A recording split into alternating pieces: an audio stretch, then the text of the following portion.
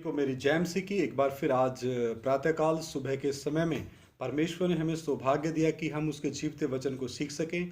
ये हम जो विषय शुरू किया था अनंतकालीन परमेश्वर यानी कि अनादिकाल का परमेश्वर सनातन परमेश्वर, ये उसका अभी चौथा भाग है। तो आइए हम परमेश्वर के जीवते वचन से उसके अनंतकालीन गुण के बारे में सीखेंगे। आइए सर झुकाएं, प्रार्थना करें।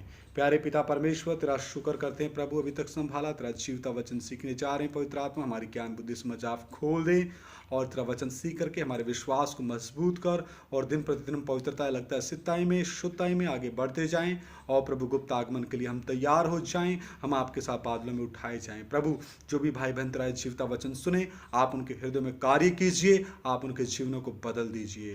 प्रभु यीशु मसीह के सामर्थ्य और पवित्र नाम से मांग लेते हैं, सुनो और ग्रहण करो, आमीन। आइए हम परमेश्वर के वचन से पढ़ेंगे यशायाह नबी की किताब, उसका 45 अध्याय, उसका 5 और 6 वचन। The book of Isaiah chapter 45 verse 5 verse 6। यशायाह नबी दी किताब ओदा 45 बाप ओदा 5 ते 6 वचन। मैं यहोवा हूँ और दूसरा कोई नहीं, मुझे छोड़ कोई परमेश्वर नहीं। क्या कहा? परमेश्वर का वचन कहता है कि मुझे छोड़ के कोई परमेश्वर है ही नहीं। यद्यपि तू मुझे नहीं जानता तो भी मैं तेरी कमर कसूंगा, जिससे उद्याचल से लेकर अस्ताचल तक लोग जान लें कि मुझ बिना कोई है ही नहीं। मैं यहोवा हूँ और दूसरा कोई नहीं है। उद्याचल से लेकर के अस्ताचल तक यानी कि पूरी पृथ्वी का वो परमेश्वर है, वो पूरे ब्रह्मांड का परमेश्वर है और वो अनंतकालीन परमेश्वर है, अनादिकाल का परमेश्वर है। वचन कहता है मेरे बिना कोई दूसरा है ही नहीं। कितना स्पष्ट है। फिर क्यों हम विश्वास नहीं करते? हर एक मनुष्य को विश्वास करना ही पड़ेगा, हर एक घुटने को झुकना ही पड़ेगा, हर एक जीव को अंगीकार करना ही पड़ेगा कि प्रभु यीशु मसीह ही प्रभु है, उद्धार करता है, मुक्तिदाता है, मुक्ति की चट्टान है, अल्फा ओमेगा है, जो पवित्र है, जो आमीन है, जो सर्वशक्तिमान है, जो सर्वज्ञानी है, जो सर्वव्यापी है, जो मैं जो हूं सो हूं है, जो इमानुएल है, जो राजाओं का राजा प्रभुओं का प्रभु है, जो अनंत काल का पिता है, शांति का राजकुमार है, जो अद्भुत युक्ति करने वाला पराक्रमी परमेश्वर है। इस पवित्र शास्त्र में परमेश्वर के 118 नामों के बारे में वर्णन किया गया और उन एक एक नाम का आत्मिक अर्थ है, एक एक नाम का मतलब निकलता है। वो यहोवा शम्मा है। हालेलुया। यहोवा परमेश्वर, जो पुराने नियम में उनके नाम के बारे में हम सीखते हैं, वो ही मैं जो हूं सो हूं। यूहन्ना रचित सुसमाचार 1:14 अध्याय में देहधारी हुआ, ये परमेश्वर की आवाज। आइए हम और वचन देखते हैं। 45 यशायाह नबी 45 अध्याय उसका 22 वचन। हे पृथ्वी के दूर दूर के देश के रहने वालों। क्या कहा? परमेश्वर का वचन कहता है केवल इज़राइल ही नहीं बल्कि तमाम पृथ्वी के दूर दूर देश के रहने वाले लोग भी। जिस तरीके से हमने पिछले वचन में पढ़ा, उद्याचल से लेकर के अस्ताचल तक, सूर्योदय जिस दिशा में होता है और सूर्यास्त जिस दिशा में होता है वहां तक। और अगले वचन में लिखा है, पृथ्वी के दूर दूर के देश के रहने वालों, तुम मेरी ओर फिरो और उद्धार पाओ, मोक्ष पाओ, मुक्ति पाओ, साल्वेशन पाओ, क्योंकि मैं ही परमेश्वर हूं और दूसरा कोई और नहीं है। हालेलुया। तो मेरे प्रिय भाइयों बहनों, बुजुर्गों, नौजवानों, माताओं, पिताओं और मेरे कम उम्र की जो हैं बेटियां हैं, हम उम्र की बहनें हैं, सभी के लिए ये वचन है। लिखा है कि मैं ही परमेश्वर हूं और दूसरा कोई और नहीं है। प्रेरितों की कार्य 4 अध्याय 12 वचन भी हम पढ़ते हैं। The book of Acts chapter 4 verse 12। रसूलां दे करता हूँ 4 बाप ओदा 12 वचन। किसी दूसरे के द्वारा उद्धार नहीं। क्या कहा? परमेश्वर का वचन कहता है किसी दूसरे के द्वारा उद्धार है ही नहीं, क्योंकि स्वर्ग के नीचे मनुष्यों में और कोई दूसरा नाम नहीं दिया गया जिसके द्वारा हम उद्धार पा सकें। स्वर्ग के नीचे पृथ्वी पर कोई दूसरा नाम है ही नहीं, केवल एक ही नाम है। वो कौन सा नाम? प्रभु यीशु मसीह। प्रभु का अर्थ है मालिक, यीशु का अर्थ है पाप से निजात देने वाला, और मसीह का अर्थ है छुटकारा देने की पूरी पूरी क्षमता, अधिकार, योग्यता रखने के लिए अभिषेक करके भेजा हुआ। हम मती की अंजील, मती रचित सुसमाचार 1:23 भी देख सकते हैं, उसमें और स्पष्ट है। मती रचित सुसमाचार पहला अध्याय, उसका हम पहले 21 वचन पढ़ेंगे, उसके बाद 23 वचन पढ़ेंगे। मती रचित सुसमाचार पहला अध्याय उसका 21 वचन क्या कहता है? वह पुत्र जनेगी। कौन? मरियम, कुआरी मरियम पुत्र जनेगी, और तो उसका नाम यीशु रखना, क्योंकि वह अपने लोगों का उनके पापों से उद्धार करेगा। कौन करेगा? प्रभु यीशु मसीह। किन का? जगत के लोगों का। किन से उद्धार? पापों से उद्धार। और पाप कहाँ है? आत्मा और प्राण के अंदर है, शरीर में नहीं है। वचन कहता चाहे मैं इस शरीर को सज्जी से धोऊं, यानी सिरके से या एसिड से धोऊं, फिर भी मेरे जो अधर्म का धब्बा नहीं हटेगा, क्योंकि अधर्म का धब्बा इस शरीर पे नहीं है, किसी अंग पे नहीं है, वो आत्मा और प्राण में है। आगे 23 वचन, देखो एक कुंवारी गर्भवती होगी और एक पुत्र जनेगी और उसका नाम इमानुएल रखा जाएगा, जिसका अर्थ है परमेश्वर हमारे साथ। कौन? परमेश्वर हमारे साथ। इसकी लगभग 750 साल पहले भविष्यवाणी यशायाह नबी ने की थी, वो भी हम देख सकते हैं, वो भी हम प्रूफ दे सकते हैं, क्योंकि बहुत से लोगों को प्रूफ चाहिए, बहुत से लोगों को सबूत चाहिए कि ऐसा कहाँ लिखा है, क्यों कुंवारी गर्भवती होगी।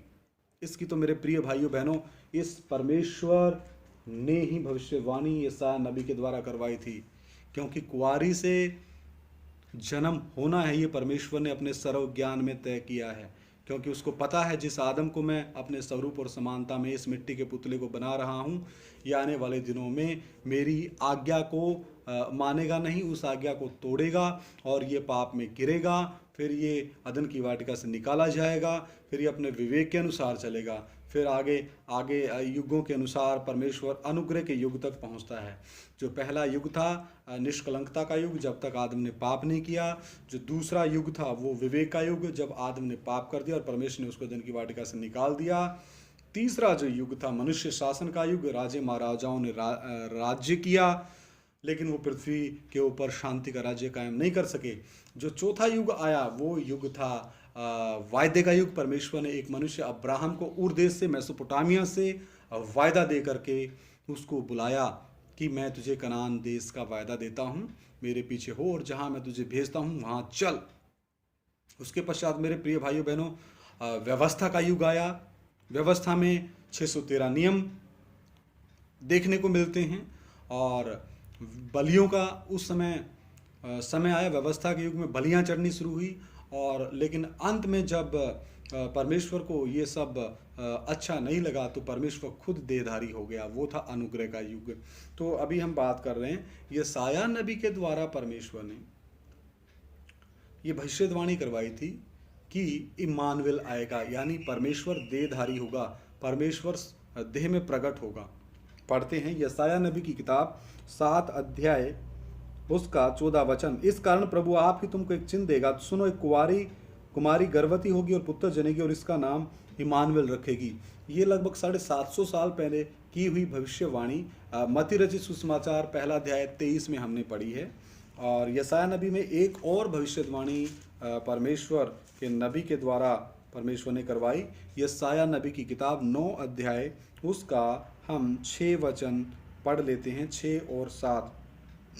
क्योंकि हमारे लिए एक बालक उत्पन्न हुआ, यानी जब परमेश्वर हम पापियों के पापों और श्रापों को उठाने के लिए आ रहा है तो उसके लिए एक देह की आवश्यकता है, क्योंकि हमारे स्थान पे एक ने बलिदान होना है, शरीर के ऊपर पाप को दंड की आज्ञा देना है, तो इसलिए परमेश्वर देह में प्रकट हुआ।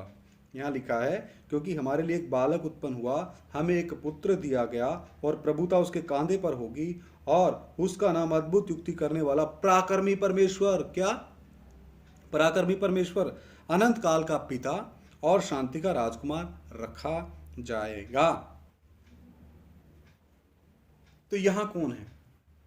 जो यूहन्ना रचित सुसमाचार पहला अध्याय, आदि में वचन था, वचन परमेश्वर के साथ था और वचन ही परमेश्वर था। यूहन्ना रचित सुसमाचार पहला अध्याय 14 वचन, और वो ही वचन देहधारी हुआ, 100% मनुष्य 100% परमेश्वर, वो ही देहधारी हुआ। तो वो अनंत काल का पिता है, वो अनादि काल का परमेश्वर है, प्रभुता उसके कांधे पर है। हालेलुया। और वो एकमात्र सच्चा परमेश्वर है। तो कितना स्पष्ट है, कितना स्पष्ट है इन वचनों में। आइए हम और कुछ वचन देखेंगे पाप के बारे में, कि कैसे प्रभु यीशु मसीह पापियों के लिए आया। प्रभु यीशु मसीह कोई धर्म बनाने नहीं आया, कोई जात बनाने नहीं आया, कोई बिरादरी बनाने नहीं आया, कोई संप्रदाय बनाने नहीं आया, कोई पंथ बनाने नहीं आया, कोई मजहब बनाने नहीं आया, कोई एक अलग प्रकार की जाति बनाने नहीं आया, कोई अलग प्रकार के देश की सेना खड़ी करने नहीं आया। वो किस लिए आया? पहला तिमुथियस पहला अध्याय 15 वचन, यह बात सच और हर प्रकार से मानने के योग्य है कि मसीह यीशु, कौन? मसीह यीशु पापियों का उद्धार करने के लिए जगत में आया। क्या आया? पापियों का उद्धार करने के लिए जगत में आया, जिनमें सबसे बड़ा मैं हूं। प्रेरित पौलुस बोलता है, सबसे बड़ा मैं हूं। मसीह यीशु क्यों आया? पापियों का उद्धार करने के लिए। कहां पे आज? जगत में आया। और रोमियो की पत्री 3:23 बाब क्या कहता है? सब ने पाप किया, सब परमेश्वर की महिमा से रहित है, कोई भी धर्मी नहीं, एक भी नहीं, सब भटक गए हैं, सब ने अपना अपना रास्ता ले लिया है। रोमियो की पत्री 3 अध्याय में आप पढ़ सकते हैं। और रोमियो की पत्री 6 अध्याय का 23 क्या कहता है? पाप की मजदूरी तो मौत है, लेकिन परमेश्वर का वरदान मसीह यीशु में अनंत जीवन है। तो अनंत जीवन कहां है? और परमेश्वर का वरदान देखने में कौन है? मसीह यीशु। मनुष्य जाति के लिए एक वरदान मिला, स्वर्ग का रास्ता खुल के मिल गया। यूहन्ना 14:6 में लिखा, मार्ग, सत्य और जीवन मैं हूं, बिना मेरे द्वारा कोई स्वर्ग में प्रवेश नहीं कर सकता। भेड़ों का अच्छा चरवाहा मैं हूं, जीवन का जल मैं हूं, जीवन की रोटी मैं हूं, भेड़ों का महान रखवाला मैं हूं, अनंत काल का पिता मैं हूं, अनंत काल का शांति का राजकुमार मैं हूं। कितना स्पष्ट परमेश्वर ने कहा। यहां लिखा है, मैं तो पहले यह बात सच और हर प्रकार से मानने के योग्य है। पहला तिमुथियुस पहला अध्याय और 15 वचन। मानने के योग्य है। क्या मानने के योग्य है? कि मसीह यीशु पापियों का उद्धार करने के लिए जगत में आया, जिनमें सबसे बड़ा मैं हूं। इन वचनों को आप भी चेक कर सकते हैं, ऑनलाइन चेक कर सकते हैं, नेट पे चेक कर सकते हैं, पवित्र शास्त्र को लेकर के पढ़ के चेक कर सकते हैं, अपने विश्वास की संतुष्टि कर सकते हैं कि क्या जैसा मैं आपको बता रहा हूँ ऐसा ही लिखा है या नहीं। और ये आदत पहली सदी के विश्वासी भी करते थे। जैसा उनको सिखाया जाता था, वो घर जा कर के पवित्र शास्त्र में से ढूंढते थे और चेक बैक करते थे कि हाँ, अगर ऐसा वहाँ पे सिखाया गया, क्या ऐसा लिखा भी है, या प्रचारक अपनी मर्जी से प्रचार करके चला गया। एक वचन हम और देखते हैं, यशायाह नबी की किताब 46 अध्याय उसका 3 से 5 वचन हम पढ़ेंगे। यशायाह नबी की किताब 46 का 3 से 5 पढ़ के हम प्रार्थना करेंगे।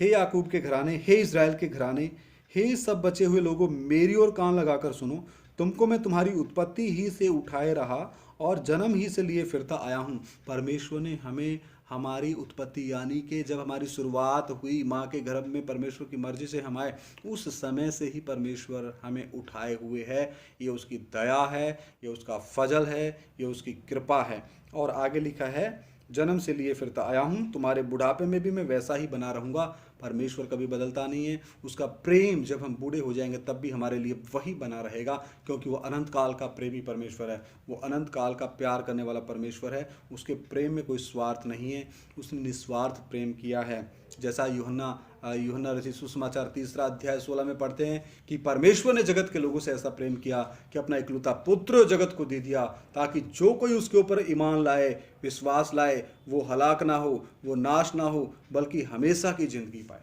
हालेलुया।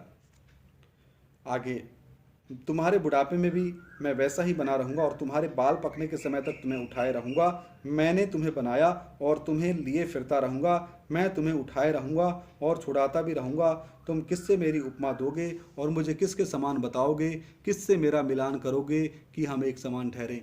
यहाँ भी हम एक समान, यानी परमेश्वर के 3 व्यक्तित्व के बारे में यहाँ देखने को मिलता है। पिता, पुत्र, पवित्र आत्मा। पिता के रूप में योजना बनाई, पुत्र के रूप में कीमत दी और पवित्र आत्मा के रूप में अभी आप लोगों से वचन के द्वारा परमेश्वर अभी बात कर रहा है। हालेलुया।